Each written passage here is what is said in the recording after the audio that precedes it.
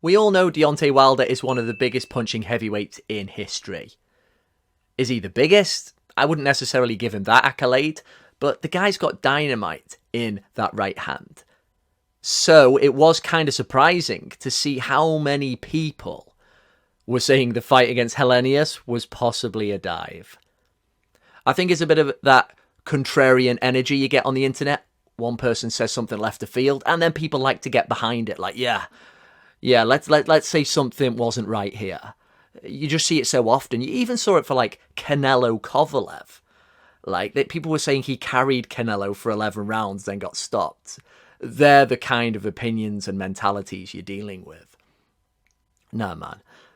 You can give a bit of leeway that people thought maybe Helenius had took a dive. Malik Scott, Wilder's trainer, very probably took a dive in 2014. The right hand didn't land. He cushioned his own fall. His eyes were still there when he was on the ground, looking confused, like, how am I supposed to act concussed? Oh, let's just stumble a bit here on the ropes. Maybe that'll sell it.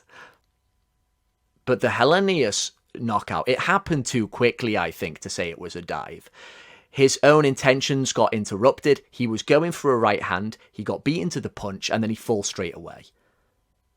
And then when he's on the ground, he's straight as a board. His eyes are wide and vacant. He doesn't look like he's in a good place. You gotta be... To say that's a dive is very difficult. You have to give Robert Helenius a lot of credit for his choreographing skills if that was a dive. And you also have to almost demote Wilder's punching prowess. Because when you are one of the biggest punchers of all time, you don't have to hit the guy perfectly. You don't have to fully wind up. You can just give him a bit of an arm punch. You can catch them when it's not at full extension. And it's still going to have more power than most of the guys who have beaten you. And of course, Helenius has been knocked out a few times before. We weren't dealing with some iron-chinned guy. In the knockouts Helenius suffered against DeWopa and Washington, I mentioned in my prediction video, they were nasty knockouts as well. He went down quite heavily and was long in recovering. And when it comes to short punch knockouts, there's a bit of an illusion that can happen when you watch them on the replay, because there doesn't seem to be enough space to generate momentum, and you forget the fact these were delivered very quickly. The same thing kind of happened to me when I watched Inoue's knockout against Jason Maloney, 2020, down at bantamweight, but of course, Inoue, a huge puncher. I watched it on the replay and thought, that doesn't seem as devastating now. And of course, the same illusion was happening to me because it didn't travel a long distance. You put it on a slow-mo replay, you take away the speed, and you think it can't surely generate the power. You watch it in real time, and boom, it happens in a blink. And of course, speed goes into velocity. When you see that sequence before Helenius gets dropped and taken out, it happens in a flash. That punch was going quickly, however awkwardly it was delivered. That punch had a lot of power. And when we look at some of those comparisons with Muhammad Ali's famous anchor punch against Sonny Liston in the rematch, while most people are in agreement that Liston gave us a little bit of theatrics once he was on the floor, a lot of people aren't sure whether or not the punch genuinely floored him. People tend to be 50-50 on that one. Quick, short little anchor punch, maybe a bit off balance, could have floored him. And that was a real iron chin guy. Helenius, we know he's a bit vulnerable. We know Wilder hits like a truck. Put two and two together. Is it really that hard to believe? We get to the post-fight press conference and it's kind of high emotions. It's a little bit syrupy.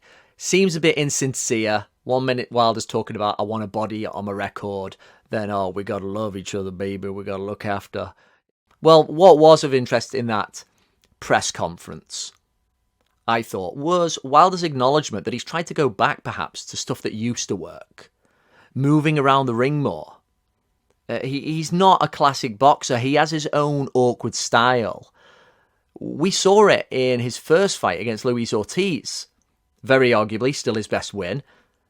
Where when he was in trouble, and at certain times, he was trying to almost scurry around the ring. He's got his own weird movement that can actually be to his benefit, the way he moves.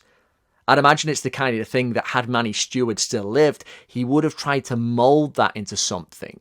Not completely correct it, he would have seen what Wilder was good at and just tried to work on that weird movement he has and then stopping every now and again for a big, powerful punch. Which, of course, in the first Ortiz fight really turned the tide, wasn't it, in the 5th round?